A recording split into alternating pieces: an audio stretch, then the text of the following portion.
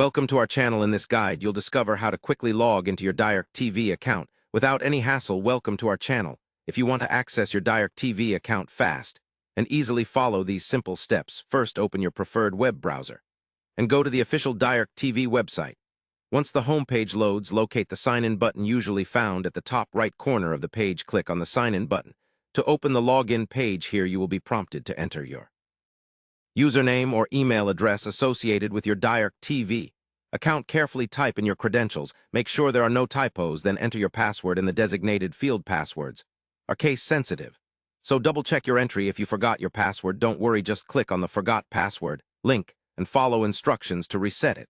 After entering your login details, click the Sign In or Login button.